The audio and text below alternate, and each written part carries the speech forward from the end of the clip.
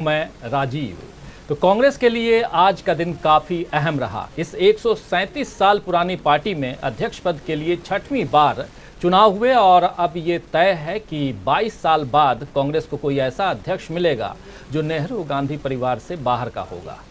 नेहरू गांधी परिवार पर विरोधी खेमे से खुले तौर पर और कांग्रेस के भीतर दबे तौर पर यह तोहमत लगती रही है कि पार्टी पर इसी परिवार का कब्जा है।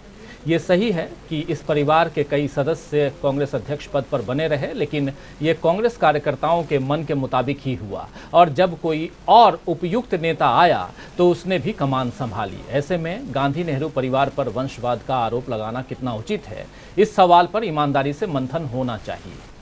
कांग्रेस में 5 वर्ष के भीतर दूसरी बार अध्यक्ष पद के लिए चुनाव हो रहा है, जबकि हाल ही में हमने देखा कि देश की सत्तारूढ़ और सबसे बड़ी पार्टी होने का दावा करने वाली बीजेपी यानी भारतीय जनता पार्टी में राष्ट्रीय अध्यक्ष जेपी नड्डा का कार्यकाल पिछले दिनों फिर से बढ़ा दिया गया और कहीं कोई हलचल नहीं हुई। लेकिन कांग्रेस के चुनाव कई दिनों से मीडिया की सुर्खियां जो हैं वो बने हुए हैं।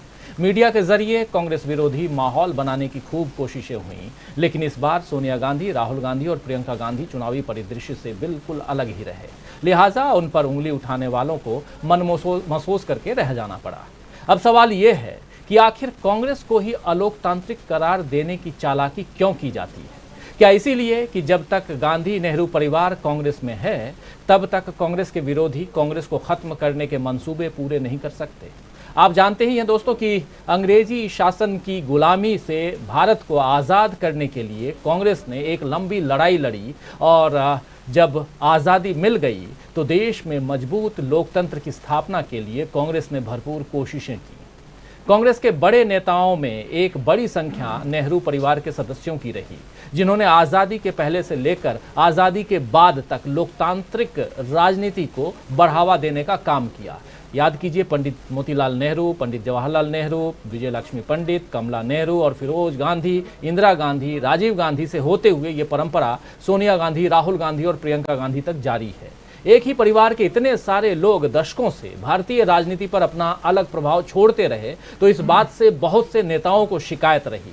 खासकर कांग्रेस विरोधी लोग इस बात को बर्दाश्त ही नहीं कर पाए कि जनता का प्यार एक ही परिवार के लिए कैसे बना रह सकता है। लिहाजा गांधी नेहरू परिवार को निशाने पर लेने का सिलसिला शुरू हुआ। उन पर वंशवाद के आरोप लगाए गए और कांग्रेस के भीतर भी बहुत से लोगों ने इस बात पर आपत्ति जाहिर की कि कांग्रेस के शीर्ष पद पर यानी टॉप लेवल पर इसी परिवार का व्यक्ति क्यों बैठे। पिछले कुछ सालों से यह आवाज कुछ और तेज हो गई थी। G23 नमूना है, उसका उदाहरण है। नतीजा ये हुआ कि राहुल गांधी ने अध्यक्ष पद से इस्तीफा देने के बाद इस पद से दूरी बना ली।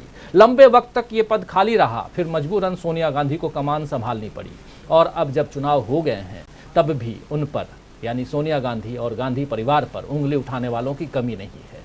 राहुल गांधी ने अपने अडिग फैसले से अपने विरोधियों को चित्त कर दिया है, पस्त कर दिया है। अब राहुल भारत जोड़ो यात्रा पर हैं और अपनी पार्टी को भारत जोड़ो यात्रा के जरिए मजबूत कर रहे हैं। तो आज न्यूज पॉइंट में चर्चा इस बात की करेंगे दोस्तों कि क्या कांग्रेस को मजबूत करने के लिए अध्यक्ष पद पर बने रहना जरूरी है? आखिर कांग्रेस के आंतरिक लोकतंत्र और देश में लोकतंत्र को बढ़ावा देने की परिपाटी से उसके विरोधी भय क्यों खाते हैं? क्या गांधी नेहरू परिवार को निशाने पर लेने से विरोधियों के अलोकतांत्रिक मंसूबे कामयाब होंगे? क्या नेहरू गांधी परिवार के लोकतांत्रिक तरीके से चुनाव में निर्वाचित होने को परिवारवाद कहना जनता का अपमान नहीं है? क्या कांग्रेस के भीतर ही ऐसे तत्व हैं जो इस विरोध को बढ़ावा देते हैं? बहुत सारे सवाल हैं लोकतंत्र को लेकर और सबसे बड़ा लोकतंत्र होने का हम दावा करते हैं और ऐसे में सबसे पुरानी पार्टी 137 साल पुरानी पार्टी अगर लोकतांत्रिक तरीके से चुनाव लड़ती है तो भी उस पर अगर आप तोहमत लगाते हैं तो ये कितना जायज़ है? बहुत सारे सवाल हैं। इन सवालों के बीच ये जानने की कोशिश करेंगे कि आखिर क्या कारण है। जो पिक्चर आप देख रहे हैं, राहुल गांधी बिल्कुल एक हीरो की तरह नजर आ रहे हैं। अब बहुत सारे लोग, 4 राज्य हो गए, तमिलनाडु, केरल, कर्नाटक, आंध्र प्रदेश थोड़े पल के लिए, फिर कर्नाटक में, इसके बाद आगे यात्रा बढ़ रही है धीरे धीरे। और आज चुनाव, वो भी अध्यक्ष पद का। अध्यक्ष पद के चुनाव के बाद सोनिया गांधी से पूछा गया कि आपने इस अध्यक्ष पद को लेकर के आपका क्या कहना है? सोनिया गांधी क्या कुछ कह रही हैं? अंग्रेजी में उन्होंने जवाब दिया, जरा सुन लेते हैं। एक छोटी सी बाइट है उनकी, सुन करके आगे बढ़ते हैं। राहुल गांधी के भी बहुत सारे विजुअल्स देखेंगे, उनकी भी बातें करेंगे। हमारे साथ बहुत सारे साथी जुड़े हुए हैं। आज सप्ताह का पहला दिन है, चर्चा बढ़ा रहे हैं हम और समझने की कोशिश कर रहे हैं कि इस देश के लोकतंत्र को बचाने में कांग्रेस की क्या भूमिका है और उस पर फिर भी क्यों उंगलियां उठती हैं, और क्या इस अध्यक्ष पद के साथ साथ कांग्रेस ने अपने विरोधियों को भी पस्त कर दिया। राहुल गांधी ने खासकर अपने विरोधियों को पस्त कर दिया है। समझेंगे बहुत कुछ, देखेंगे बहुत कुछ और उस पर विचार विमर्श भी होगा, लेकिन उससे पहले सोनिया गांधी को सुनते हैं। Ma'am, are you happy? I have been waiting for a long time for this case. I have been waiting for a long time. Ma'am, are you happy? I have been waiting for a long time for this case. I have been waiting for a long time. Ma'am, are you happy? I have been waiting for a long time for this case. I have been waiting for a long time. Ma'am, are you happy? I have been waiting for a long time for this case. I have been waiting for a long time. Ma'am, are you happy? I have been waiting for a long time for this case. I have been waiting for a long.